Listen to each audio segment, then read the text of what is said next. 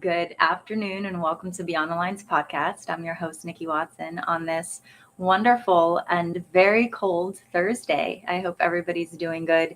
It is about 2 o'clock Eastern Standard Time, and I think on the YouTube it actually scheduled it for Pacific time. So I guess it's almost 11 o'clock over there. So, and hopefully we're going to get rid of daylight savings time. I think that that's something that has been proposed legislatively. I know for sure it has been. I'm not sure if it's still in committee or whatever petitions we got to get signed. I guess it started many moons ago when it was actually more beneficial for farmers, something having to do with their kids. And I'm not sure if there's still benefit for it. I know some states actually don't do it. So that's interesting. I think it'd be a lot more helpful if we were all on much more time. So anyway, I hope everybody's having a really great week. I know I am. I had to take my cat to the vet the other day. He's old, but he still needs a little bit of extra help. And so we were talking about what we can do for him. He actually needed a little bit of grooming as well because he was having some mouth pain, and so he couldn't groom himself. I know we got a lot of cat lovers on here, so I wanted to just give a shout out to my cat who is doing really well. So he's going to hang in there for a little bit longer, and shout out to all the cats out there. A lot going on. We haven't done a show for about a week. Always something going on, always something crossing the media front.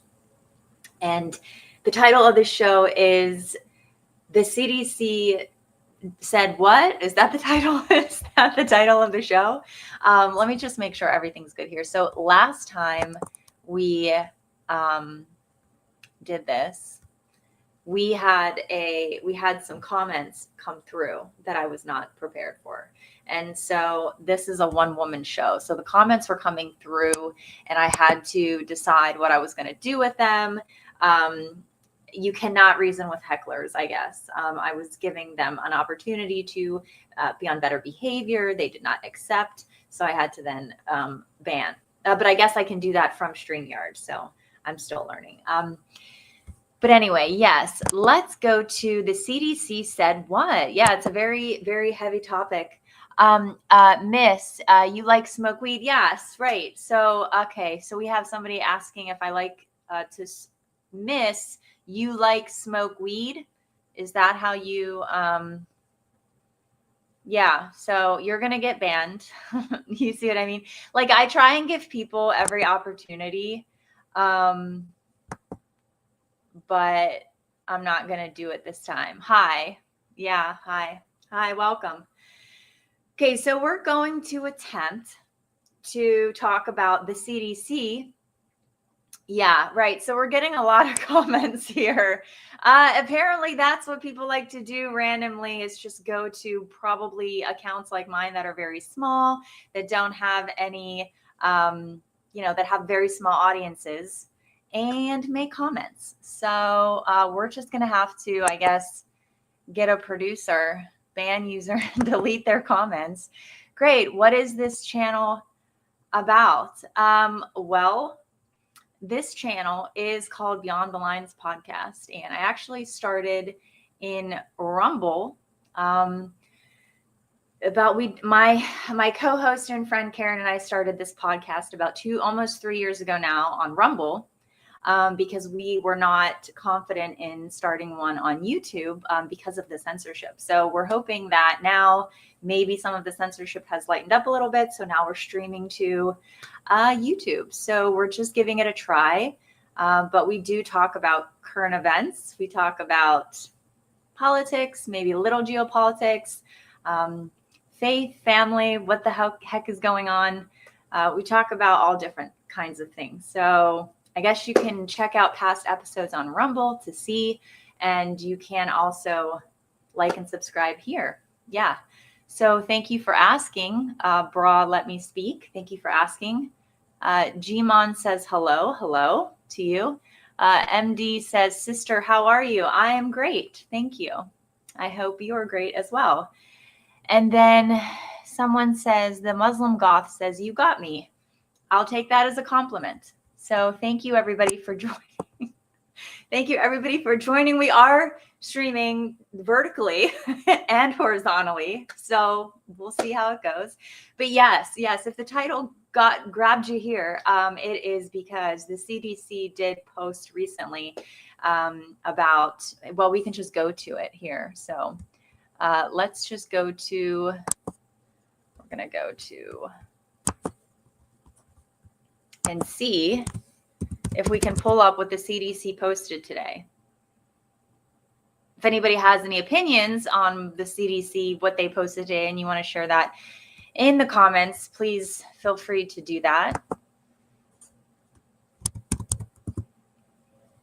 Just always something going on. So,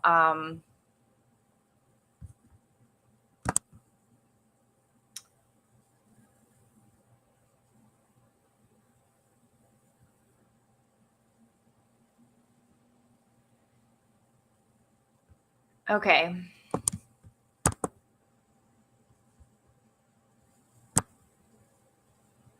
I'm getting distracted here because I'm going on to, I'm getting distracted here because I'm going on to, I'm going on to X, and I typed in the CDC because I'm also streaming on X as well. Okay.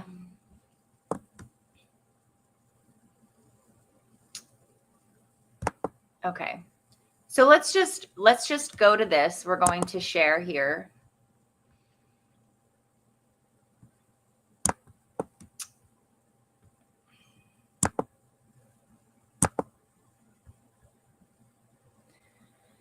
I mean, this is why we can't have nice things, I guess, for real. Okay. Here we go.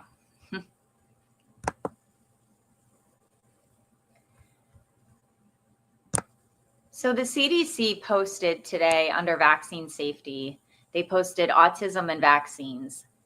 The claim vaccines do not cause autism is not an evidence-based claim because studies have not ruled out the possibility that infant vaccines cause autism. Right. So the CDC posted this today and got a little bit of backlash from other organizations that don't agree. And you guys know that this is a highly controversial topic, but it's also, the controversy of it has also been exacerbated because of the suppression of open dialogue and medical research related to it. And so between the ICANN organization with Dow Bigtree and the work even that RFK Jr. has done in the past to get, you know, like how they didn't do the safety studies that they were supposed to be doing. The Health and Human Services had to admit that they did not actually do the safety studies over the course of the years that they were supposed to, based on the 1986 Childhood Vaccine Injury Act. So, if, you know, this is similar to the Roe v. Wade. I'm just making that connection here. And this is, you know, just my opinion, but the way that and we actually break it down in past episodes. Maybe I'll pull up some of those past episodes sometime because I've referenced this a few times now, and this would be on Rumble. But the way that Roe v. Wade was actually done created more of a political firestorm than it could have been had it been handled differently. Had it been permitted to shake out on state levels with constituents being part of the dialogue in the process, because it was done the way that it was, it created this tension, and it was then able to be used politically. And so, you know, as a political tool, and to be more politically divisive. So it inevitably, theories suggest, and we go over this with the published document that was done. I forget who published it. that it, again, could have been, had it been handled differently, then it may have prevented sort of the huge controversy and the debate that we see now related to abortion and reproductive rights and sort of the political piece of it. Anyway, so related to this, if this had this been, had this not been this growing buildup for so long, we probably wouldn't be seeing the divisiveness and the political, what some might claim to be like politicizing this issue, or people that are against Bobby Kennedy, right? That do not agree that vaccines should be on the table in this sort of a way. And there has been so much effort from parents, from advocates, from medical professionals, just over the course of the years, just testimony after testimony again, and how the law was created with the VAERS program, with the vaccine court, with the way that it was set up, that it was in the name of public health, that you couldn't then sue pharmaceutical industries if you had an adverse reaction to a vaccine, because it was set up that it was protected under, like public health. And so this has really been, what year is it? This has been a really long time coming. So people that are criticizing this and upset about it, and, I understand where they're coming from. I do. But the backlash, I have to go. I know I have to go here and just make sure. Why your country and church worships Israel when their holy book Talmud says unspeakable things about Jesus and Mary? Yeah, I understand what you're saying. What's going on? Come back here. I don't know, guys. I'm not into, I have the content to do. Okay. So like, I don't know. I'm new to YouTube here, obviously. So I need to do the work and get back to what we're doing. So yes. So as much as I do relate to what my friends on the other side of the aisle have to say about the argument about the vaccines, about this, there's, because I've seen, actually, we can even go to, if we go to Stop Sharing This and we go to what the American Academy of Pediatrics says,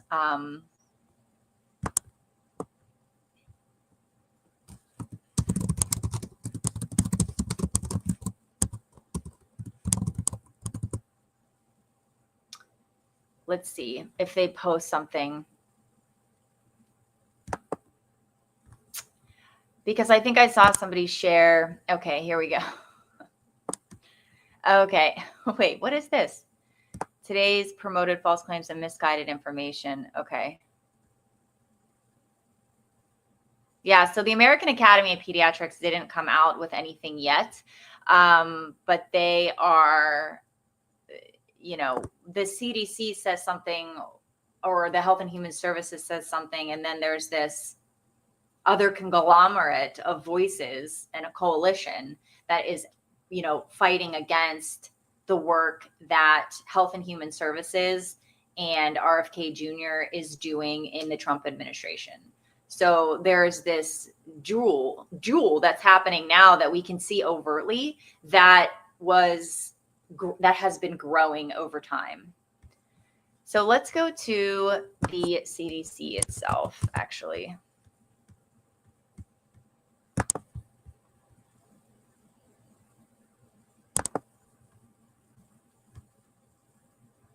Because I want to read what it actually wrote.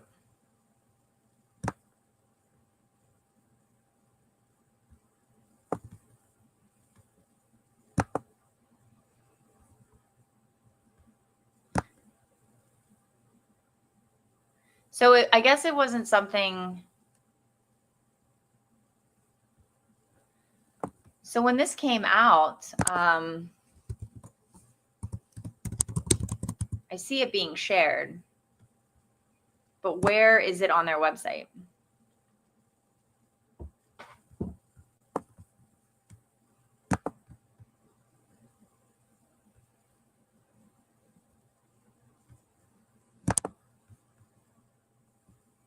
Somebody in the comments the other day said, I can't, something about the class. That's that their information. Like, I get it.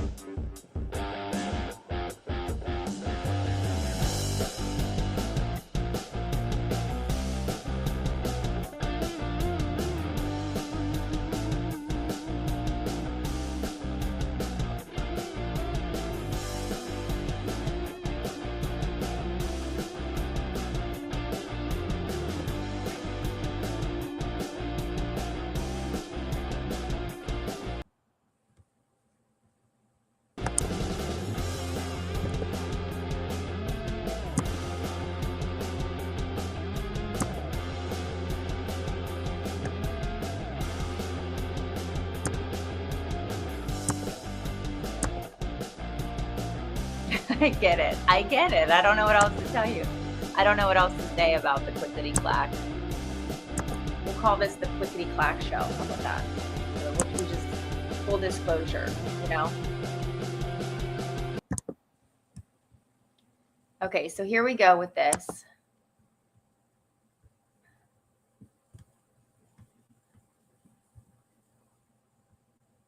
Hi, Bra, let me speak. Yeah, I'm not talking about that right now. Okay, we're talking about what the CDC posted on autisms and vaccines. Okay, I appreciate your question. It's definitely, you know, an important topic, but we're just not going to discuss it right now. But thank you. Okay, so let's go to where it says it here. Okay. So it looks like this was posted on November 19th, which was yesterday.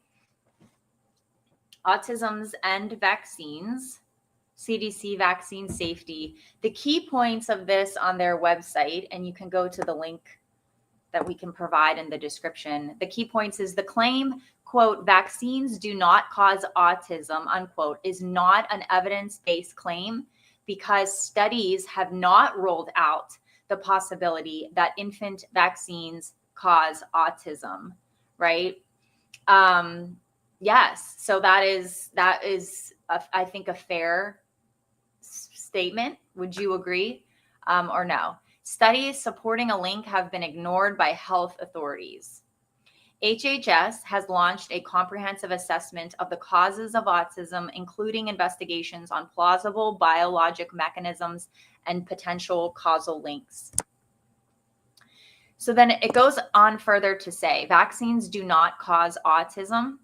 And it has an asterisk there. Pursuant to the Data Quality Act, the DQA, which requires federal agencies to ensure the quality, objectivity, utility, and integrity of information they disseminate to the public, this webpage has been updated because this statement, quote, vaccines do not cause autism, unquote, is not an evidence-based claim.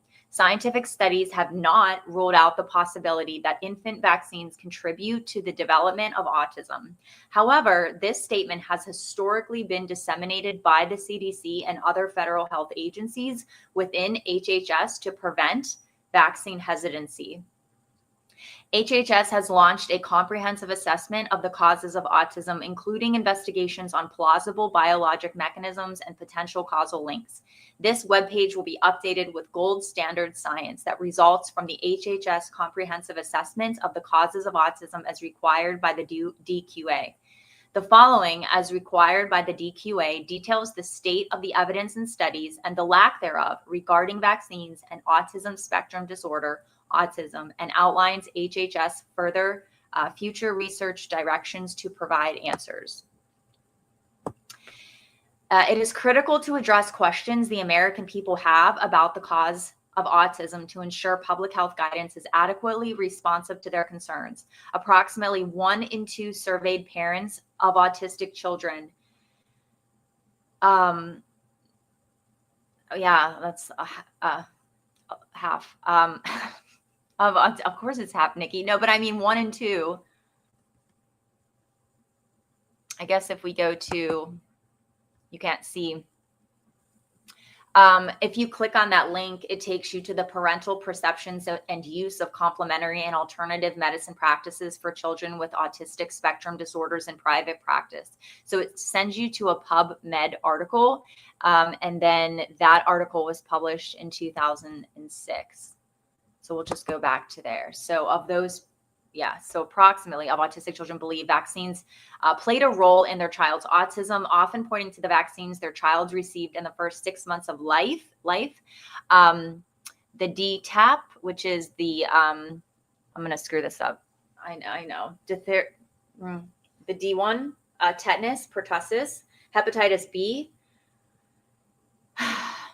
hemophilus. I mean, this is we say wrong, we get words wrong around here. Hemophilus influenza type B, Hib, poliovirus inactivated IPV, and pneumococcal conjugate PCV, and one given at or after the first year of life, the measles, mumps, rubella, the MMR. This connection has not been properly and thoroughly studied by the scientific community.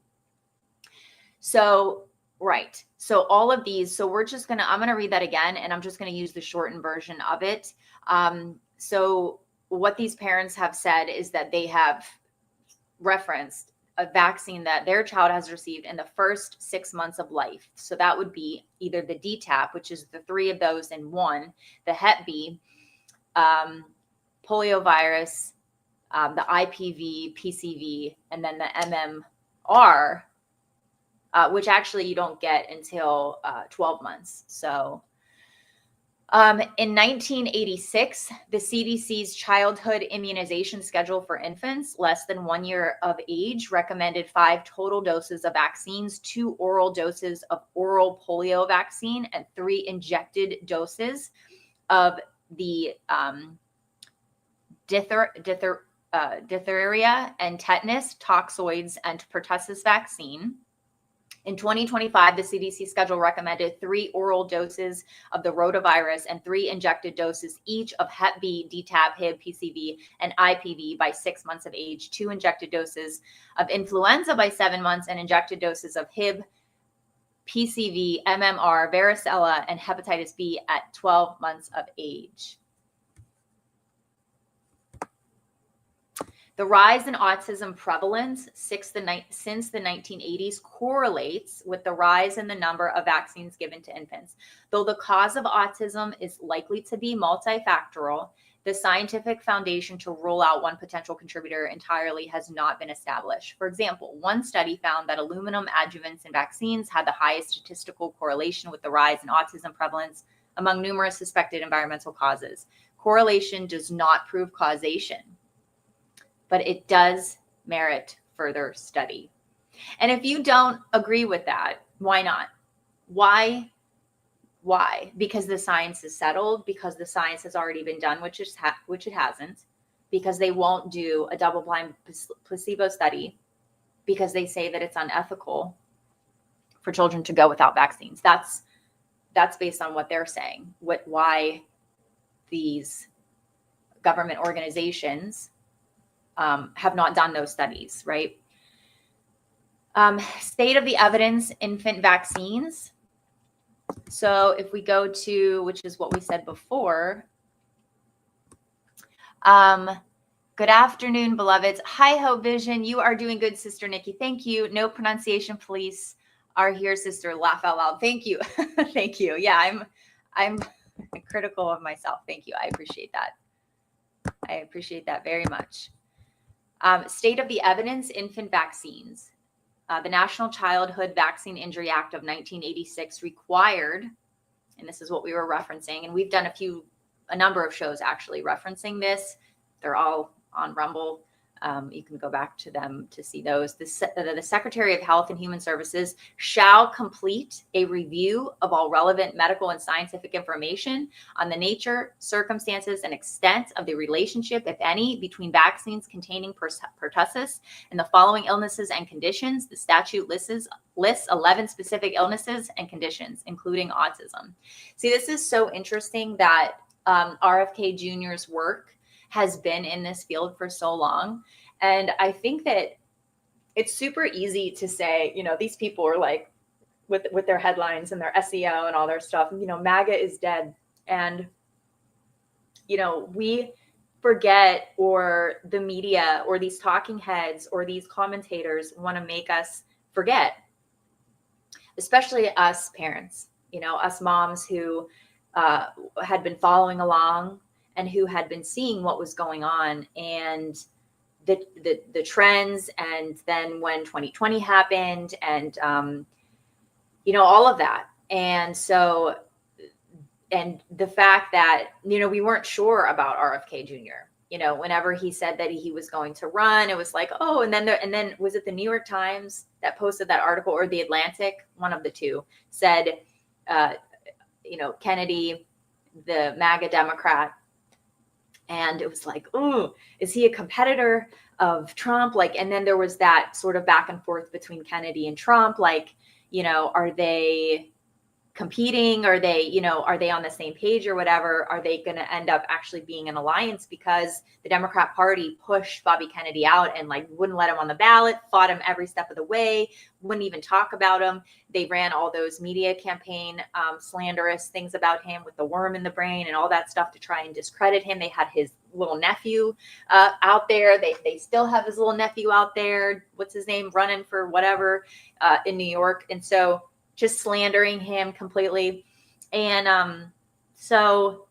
but everybody knew who he actually was and what he had done. And people that knew him knew that he was like an old school Democrat.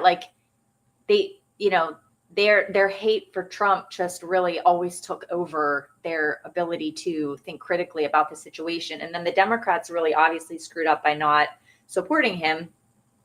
And then he became an independent, and then he joined. And then, the whole thing with him and Trump at the Arizona event that, Charlie Kirk helped put together to get them together and do that promotion. But really the alliance of then MAGA and Maha, with this being the way that that Kennedy was going to actually be able to do the work. You've heard him say multiple times, every single day for 20 years, I wake up and I say, God, how what do you want me to do? How do you want to use me? How can I serve? And this was how he was called to partner with Trump and go this route. And so this has been a very, very long time coming. This wasn't a one-off, and anybody that's concerned about this and the stance that the CDC is taking, the work that Bobby Kennedy's doing, has to at least credit them with the statements that they're making. Is that they're not saying that they do. They're saying that there hasn't been enough evidence to support the claim that they don't, and that the research has been suppressed, testimonials, parents have been silenced, and all this stuff. And especially with the VAERS program, with the vaccine court, there's just a lot. And they've been doing this for so many years, with Bobby Kennedy being an environmental attorney, but him also working with this. And just listening to parent after parent tell their story. And so again, just connecting the dots. And this is not new. The girl who, her father, I believe, was a physician. She was injured by a vaccine. She did go to the vaccine court and did win. And I cannot remember her name or her story, but that was just one episode. And if you look, you'll see sometimes on X or on social media, you'll see old clips of people talking about vaccines, like newscasters. I mean, there was a clip that was going around. Can't remember who it was. I think it was on CNN. I can't remember the news station. They were talking about this. Like, this is not new. And so I understand the pushback. I understand the fear. I really do. I understand the fear and the anxiety and the worry that comes with this evolution. of truth and transparency and actually science, because the science is not settled. And so how can medical providers continue to provide care for their patients? How can parents get the help that they need and want? And how can we build trust within our institutions? Because the CDC especially has lost so much trust over the last number of years. How many of us wouldn't even know who the CDC was if it weren't for the last number of years, if it wasn't for 2020, when they would just get up there and just overtly say things that were then later discredited for good reason. So, I think we have to look at this from both sides. If we're going to be critical of what the CDC is doing right now, I think we have to look at this from both sides and maybe pull out and take a little bit of a broader view. But let's keep reading. Since then, multiple reports from HHS and the National Academy of Sciences Institute of Medicine have examined the links between autism and vaccines. These reviews have consistently concluded that there are still no studies that support the scientific claim that the infant vaccines DTaP, Hep B, Hib, IPV, and PCV do not cause autism, and hence the CDC was in violation of the DQA when it claimed vaccines do not cause autism. You see? CDC is now correcting the statement, and HHS is providing appropriate funding and support for studies related to infant vaccines and autism. Below is a brief timeline and summary of the key findings related to the 1986 directive from Congress regarding the pertussis vaccine and autism.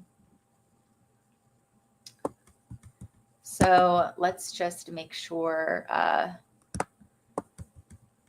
Very good. We're good here. Okay. So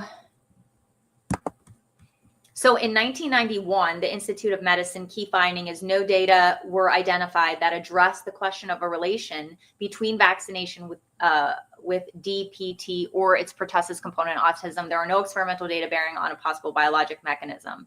And then in 2012, the Institute of Medicine says the evidence is inadequate to accept or reject a causal relationship between the DT, the diphtheria toxoid, tetanus toxoid, or acellular pertussis containing vaccine and autism. The only study the IOM located regarding DTaP and autism found an association, but the IOM discounted it because it provided data from CDC's passive surveillance system, HHS VAERS, and lacked an unvaccinated comparison population. Right. So that's what we said before, is that the double-blind, there has been no double-blind placebo study, which is the gold standard. So you know what the argument is. So anybody that wants to criticize or, feel frustrated with the CDC coming out about this, you like, how can you reckon that, right? How can you reckon the fact that there has, so you'll say that, it's just the standard of critical thinking, logic, debate, even having a hypothesis and can we test it, it seems that it's not across the board. It's not fair across the board when it comes to this vaccine program, is that, we don't have to then actually do the double-blind placebo study, right? Because when you put out a medication, the placebo effect, which we've also gone into here, the placebo effect is that sometimes the medication, is not significantly more effective than doing nothing, or like a sugar pill, right? So, that's the whole controversy, and that's the argument, that's the debate. And it's gotten to the point where it had been suppressed for so long. The truth is coming out, and it actually, we can reckon with this. Like, we can move forward, right? We can evolve from this. We can do better. We can do better, and that is what RFK Jr. is doing. And he gets so much shit thrown at him from so many different people and critics and all this stuff. But he is asking to have the conversation, and he's asking to have the transparency, the dialogue, the discourse, and the research, right? He's not perfect. We're not talking about any of that. We're not saying like, what about, funding research, this and that, and whatever. No, we're just talking about this specifically. So in 2014, the HHS Agency for Healthcare Research and Quality said a comprehensive review of the studies investigating the safety of routine childhood vaccines concluded that there was no evidence to accept or reject a causal relationship between DTaP and autism. 2021 HHS Agency for Healthcare Research and Quality, the findings from the 2012 IOM report and the 2014 AHRQ report of insufficient evidence for an association between autism and DTaP, Tdap, TD remained unchanged. The 2021 update identified no new studies. The scientific evidence continued to be insufficient to support or reject a causal relationship between those vaccines and autism. And they include all of the references there. Of note, the 2014 AHRQ review also addressed the Hep B vaccine and autism. One cross-sectional study met criteria for reliability. It found a threefold risk of parental report of autism among newborns receiving a Hep B vaccine in the first month of life compared to those who did not receive this vaccine or did so after the first month. Wow. After reviewing the study, AHRQ determined that there was insufficient evidence of an association of the Hep B vaccine and autism. In fact, there are still no studies that support the claim that any of the 20 doses of the 7 infant vaccines recommended for American children before the first year of life do not cause autism. These vaccines include DTaP, Hep B, Hib, IPV, PCV, rotavirus, and influenza. And if you remember, President Trump came out as he was echoing what the CDC was saying about that they don't recommend the Hep B vaccine for babies that are just born. Right? I mean, that was a pretty monumental statement when that came out. And we so easily forget about that. I just have to check to make sure this is, because I'm like monitoring all the stuff here. This is cool. Okay.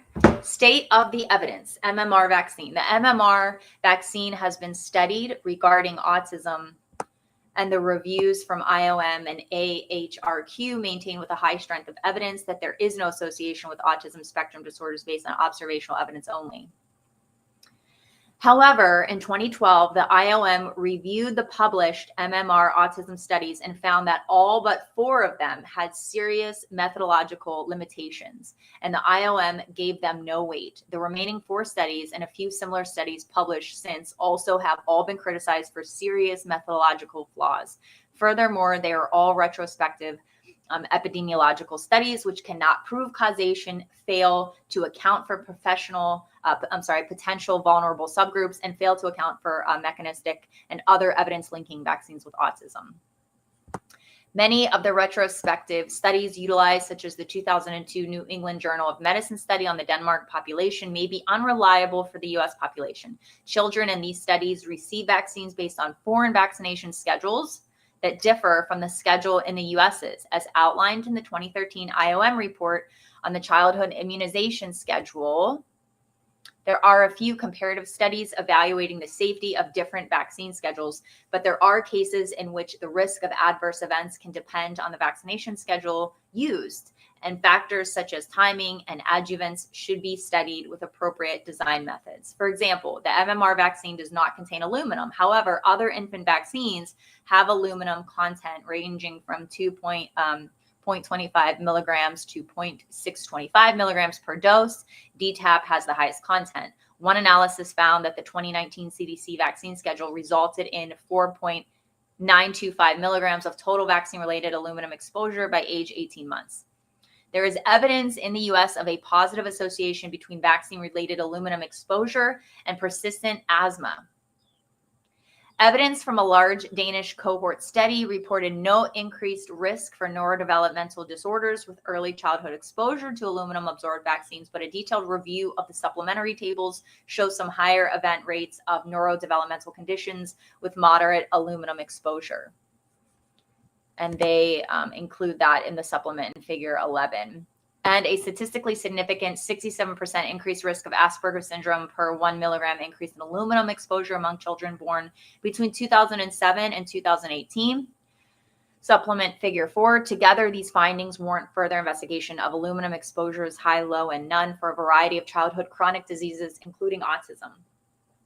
HHS research on plausible biologic mechanisms between vaccines and autism. HHS will evaluate plausible biologic mechanisms between early childhood vaccinations and autism. Mechanisms for further investigation include the impacts of aluminum adjuvants, risks for certain children with mitochondrial disorders, harms of neuroinflammation, and more. The header, "Vaccines do not cause autism," has not been removed due to an agreement with the chair of the U.S. Senate Health, Education, Labor, and Pensions Committee that it would remain on the CDC website.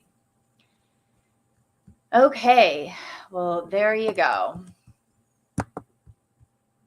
So that is a lot, right?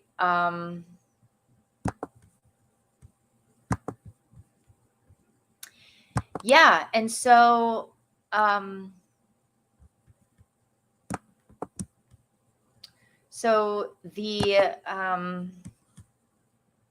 let's see here.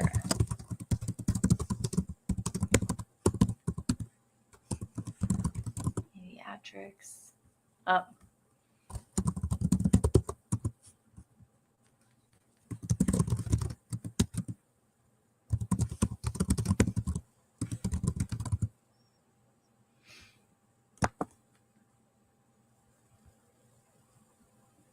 So it looks like I don't see a public statement by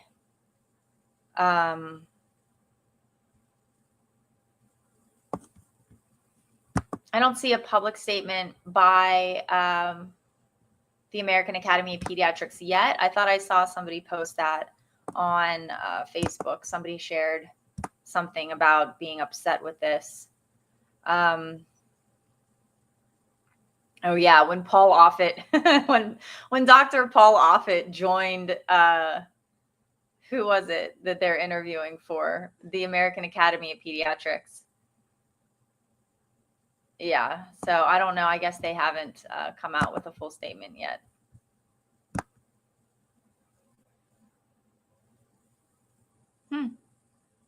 That's interesting.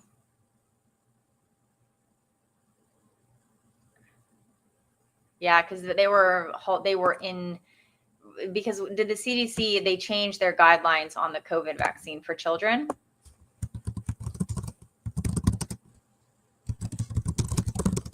Right? And then the American Academy of Pediatrics was upset about it. Oh, here. Oh, look at this.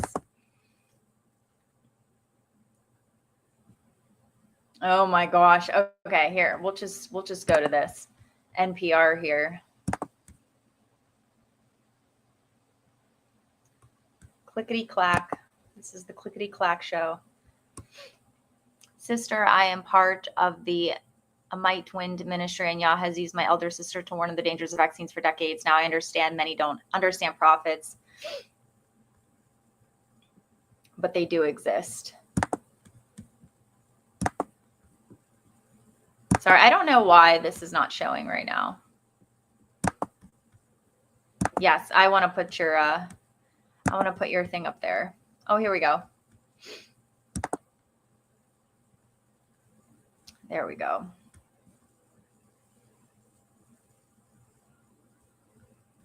Yes, thank you.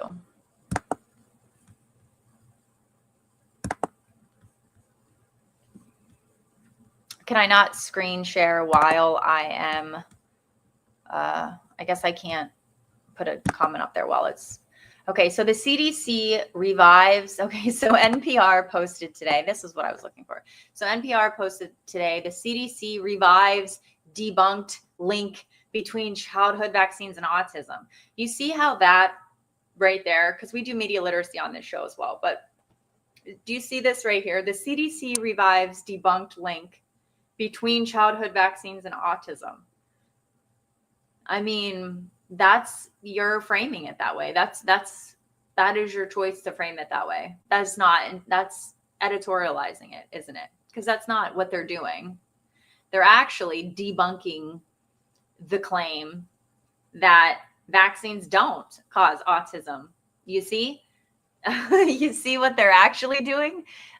So, but it's just this whole tit for tat thing. These people are sick. So the CDC revives debunked link between childhood vaccines and autism. This was written by two people, okay, because it always takes by NPR, Rob Stein and Pian Huang. Thank you for coming today. The Centers for Disease Control, I just want to make sure that this is up here. Very good. The Centers for Disease Control and Prevention has made a dramatic about face in the age of they are so dramatic. Oh my God. Y'all are dramatic, guys. Stop. The Centers for Disease Control and Prevention has made a dramatic about face in the agency's position on the relationship between vaccines and autism. The CDC's website now says a link between vaccines and autism cannot be ruled out. That's a reversal from the CDC's long-standing stance that there is no link. The change comes even though a connection between vaccines and autism has long been debunked by a large body of high-quality research. But Health Secretary Robert F. Kennedy Jr. has long promoted the discredited claim. Do you see? This is why we are in the situation we're in, by the way. Okay, NPR, who are you? Rob and Pian? This is why we are in this situation at all. Because of you're actually doing the discrediting.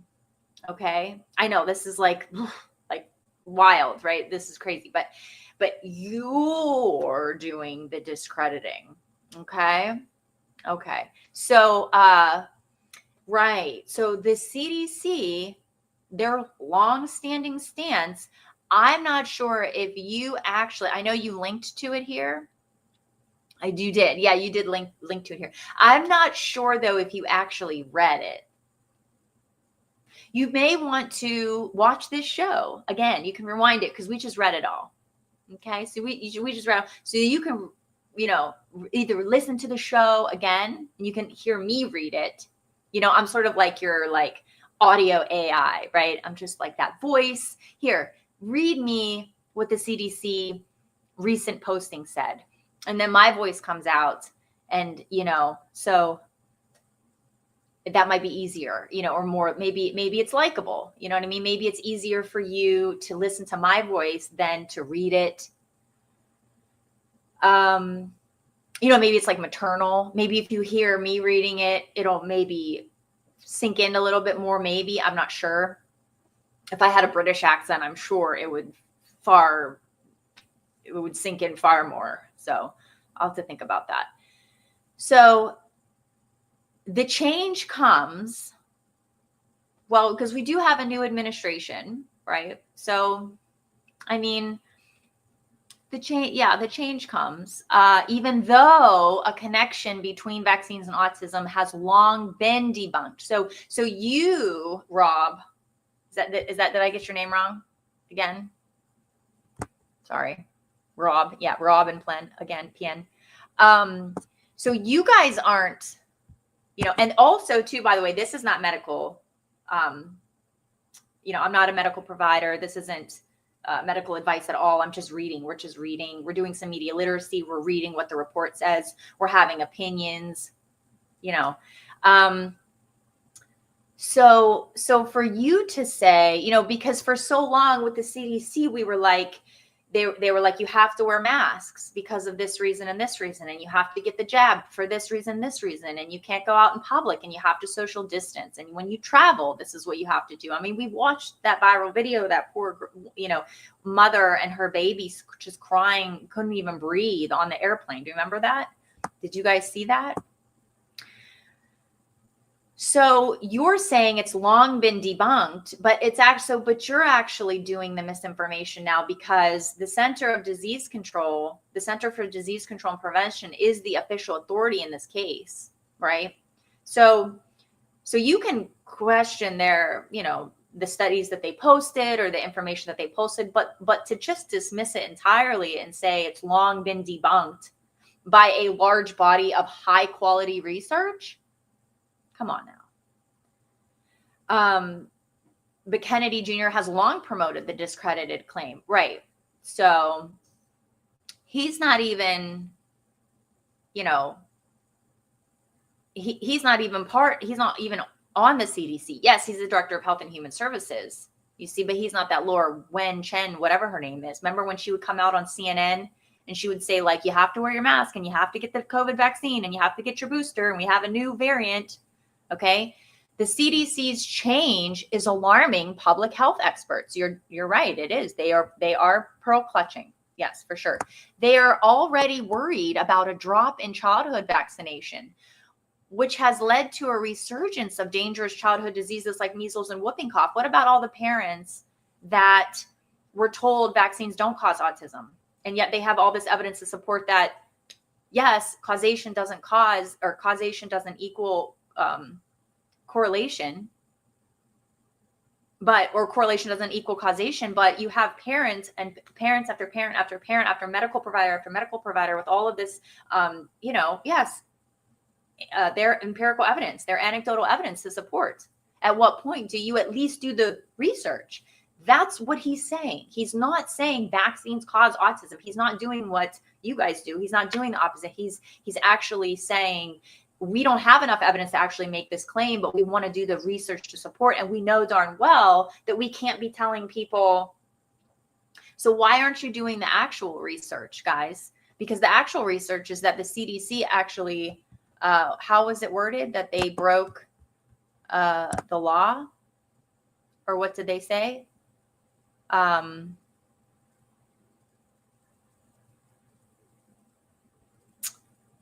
That they not broke the law, but they were in violation. That they were in violation for actually posting that.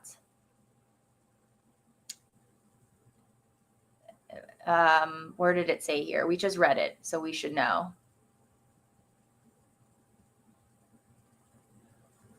I can't see it here now, but they were in violation of something when they posted that, right? Okay. So let's go back. Let's go back here to continuing here. The change comes even though a connection between, yes, I see. I know everybody's worried.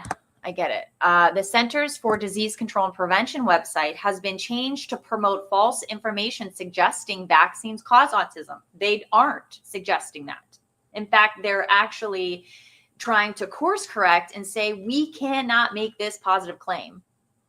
We can't make the positive claim that vaccines do not cause autism. We cannot do that. They're not saying vaccines cause autism, you see? So they're suggesting vaccines cause autism. You see how terrified? You can't live like this, said Dr. Susan. I'm saying that you can't live like this, Dr. Susan. I'm saying this to you, said Dr. Susan J. Presley, president of the American Academy of Pediatrics, in a statement. You guys can't live like this, okay?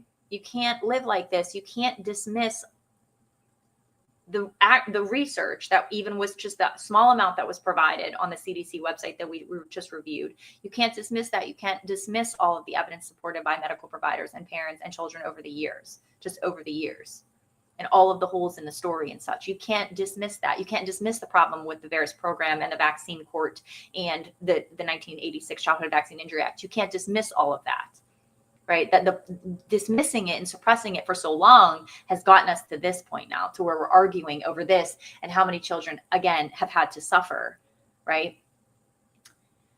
So she said this, quote, since 1998, independent researchers across 7 countries have conducted more than 40 high quality studies involving over, and that's so crazy.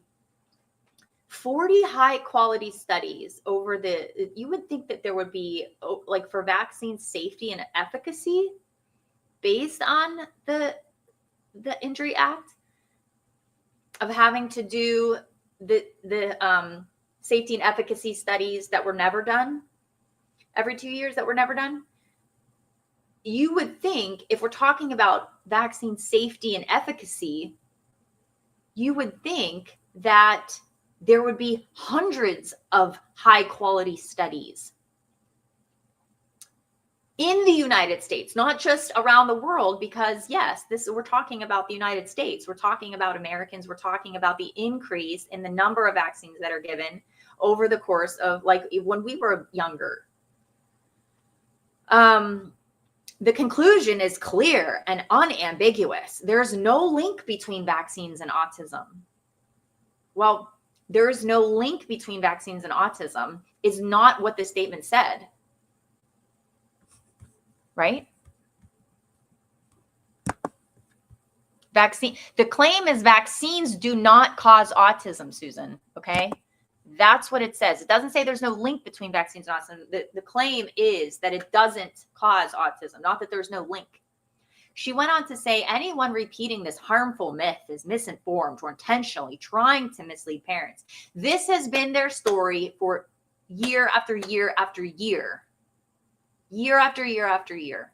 How old are your children that we've been hearing the same story over and over and over again about how there's nothing to be concerned about? You're intentionally trying to mislead parents. I mean, you could make the argument that the opposite is actually true, that not telling parents about the risks of vaccinations to their child specifically, maybe their child has a genetic condition, maybe their child has a skin, is getting rashes, and they're not taking that into consideration. I understand the problem. Like, I really do. And I am not in the medical community. And if I would have been blessed to be in the medical community and been able to serve others in that capacity, I would have loved the opportunity to do that. Who knows, in my next season of life, I think nurses are just like the most incredible people. Not all of them, of course, but many of them. And so I'm not in the medical field. So you may say, well, Nikki, it's easy for you to say because you're not in it. And I get it. Like, I don't want to discredit we see the media making cases of medical professionals on one end of the spectrum saying, like this woman saying that vaccines are harmless and they only help, and the risks are very minimal if there are, and then none, they don't cause autism at all. And then you have other medical professionals on the other end that have put themselves out there saying, like, hey, we're concerned about this. Like, we can't just be vaccinating everybody without thinking about it. We can't just be saying this without considering like what we have seen and documented with our own eyes of our patients that have had, right after vaccines. Like, so again, it is easy for me to say, not being in the medical community, but I think it would be fair to say that there is enough evidence to support that there is conflicting perspectives on this. And so how can we, if potentially at all, work together? And so this is not doing that. You can't just keep gaslighting people by saying there is no link between vaccines and autism. And anyone repeating this, she's saying anyone that's repeating this harmful myth is misinformed or intentionally trying to mislead parents. And that is not true. And so are there some cases of some people that are intentionally trying to mislead parents? I mean, sure, there's outliers and nefarious and terrible people all over, obviously. But in the context of what we're talking about, the people that we're talking about, and the parents and the families, and again, the medical providers that are only growing after some of them have been murdered. Some of them have lost their ability to practice. They've been threatened. They've been sanctioned. They've been taken to court to silence them.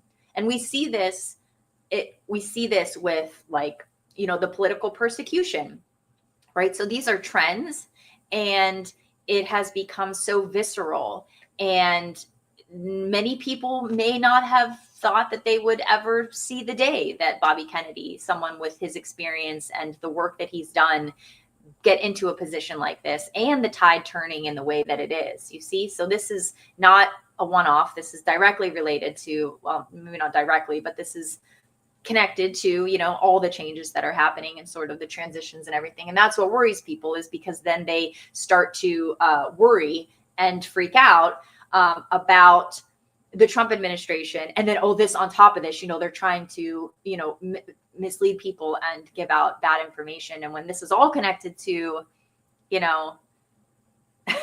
different things, dude, like, related to vaccines in general, like, look it up, like we all, there's evidence to support that, right? It's all written in there, or for example, even in like the Kissinger report, like, it's not out of nowhere, Susan. Okay.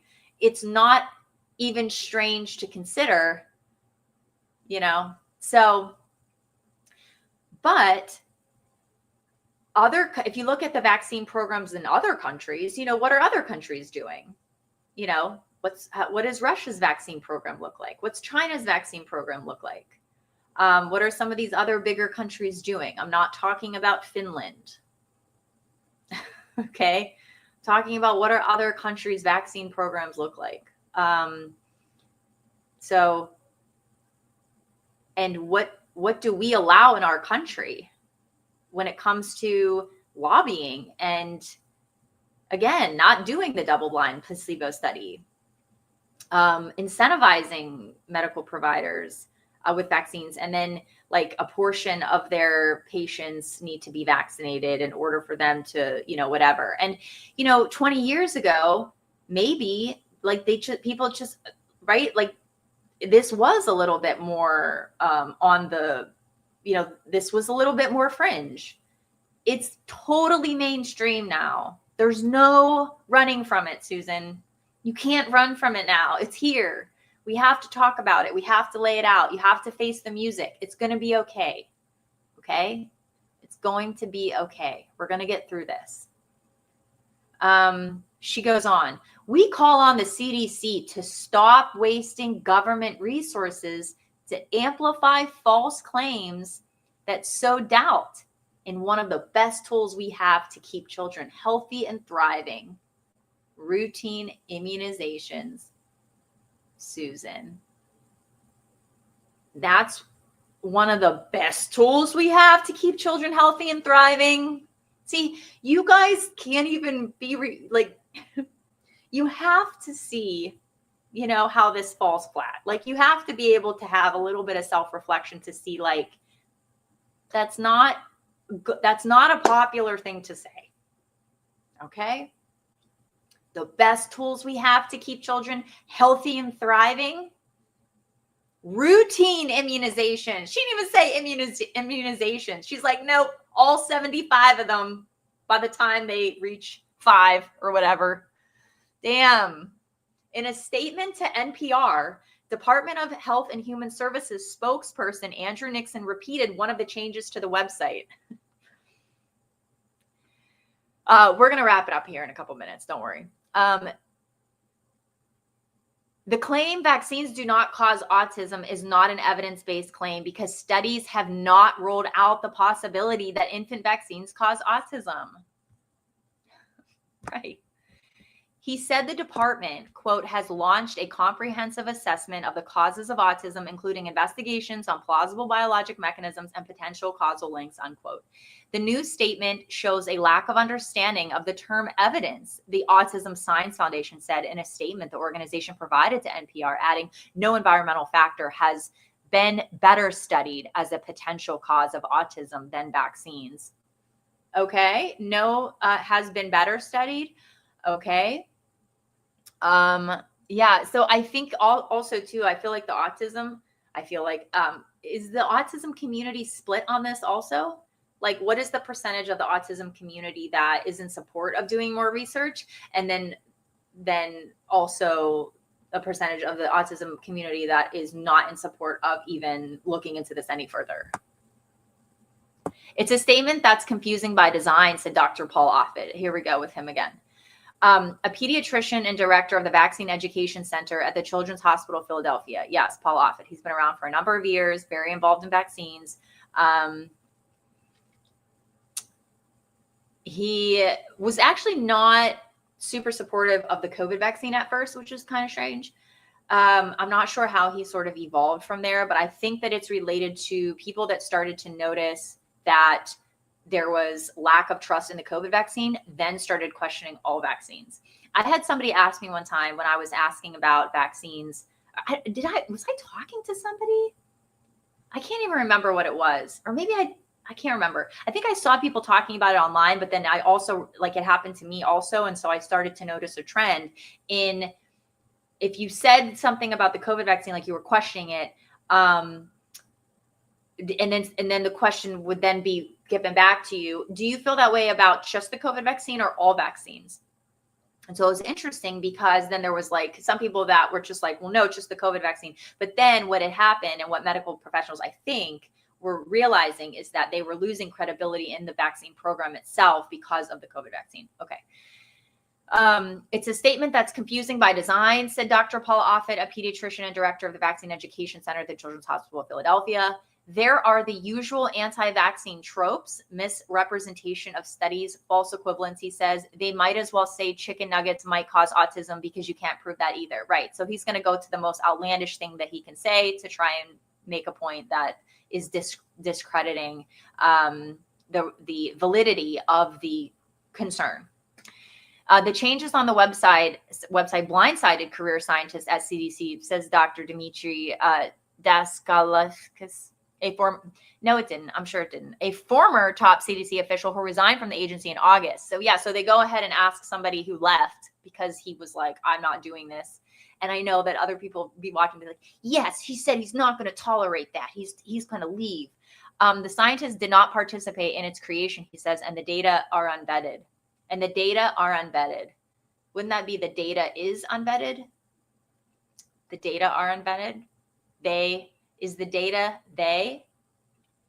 Two current CDC staffers who contacted NPR Thursday say the updates are two current CDC staffers who we aren't going to name went ahead and called NPR to say the updates are a glaring red flag that indicate the vaccine information on the agency website is no longer credible and is instead anti-science. So you have two people that are not sourced.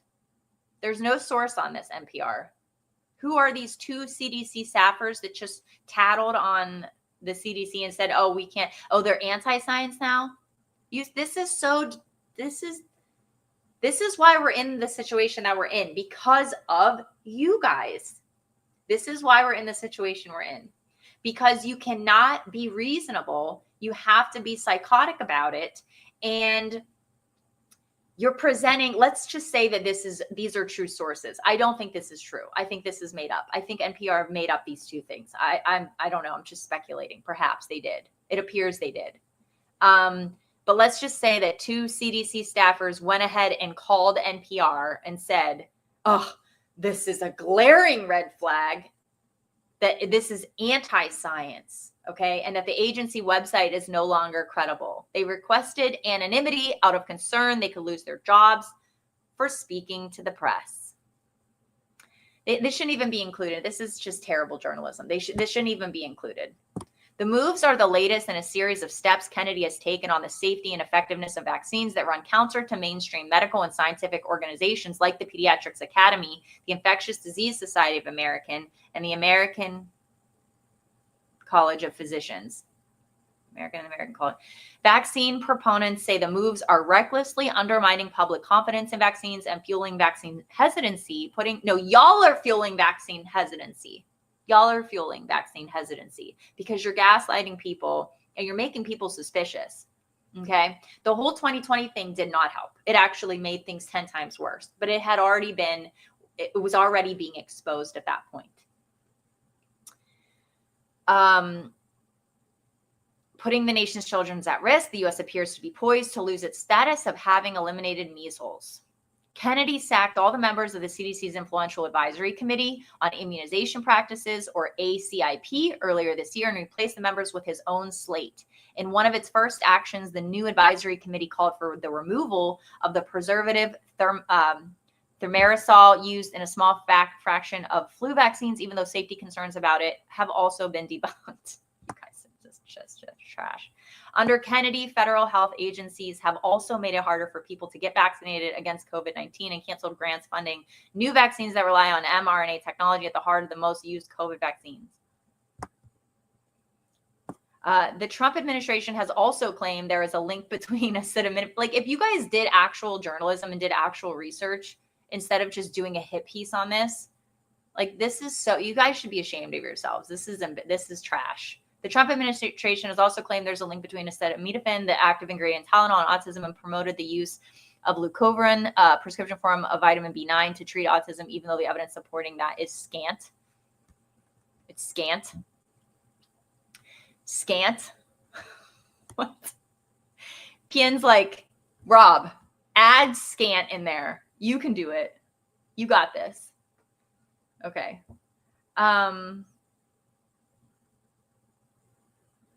That's so funny.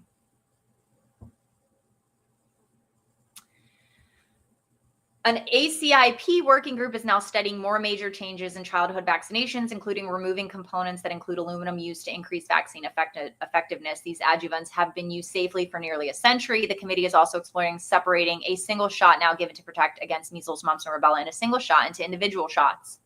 I mean, why don't you do the research on that instead of just including a link, dude? Like, do the research, do the journalism. You're linking to another NPR article?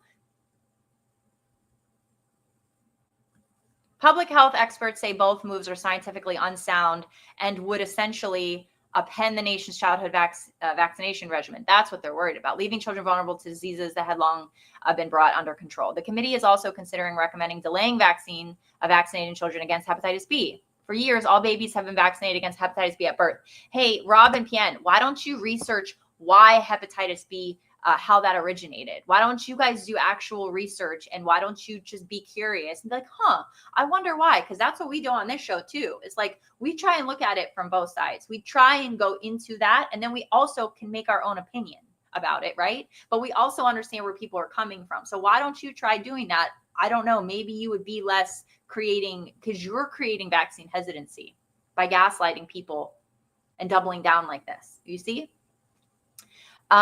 And by not doing the actual research, you're not doing the work that needs to be done. The committee is also considering recommending delaying vaccine of Hep B. Hep B can cause liver failure and liver cancer. Yes, for years, all babies have been vaccinated against hepatitis at birth. Why don't you research why they were vaccinated at birth and how hepatitis B got put onto the vaccine program? I would love to hear your research on how the vaccine program got, like, the history of the vaccine program and like each individual vaccine.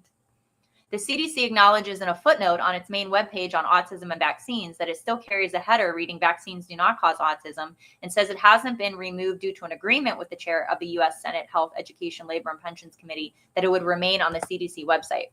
NPR emailed Louisiana Republican Senator Bill Cassidy's office for comment, but didn't receive an immediate response. Cassidy chairs the Senate Health Committee, which vetted Kennedy's nomination to lead HHS and voted along party lines to support it. Like, didn't learn anything, right? Okay. My Lord. Okay. Well, on that note, we are going to wrap it up here. I have to run. I'm so glad that we got through all of that. I'm so thankful for everybody for joining, for commenting, for liking and sharing. I really appreciate it. And I hope you have a wonderful day. Thank you for hanging out, and I will catch you next time.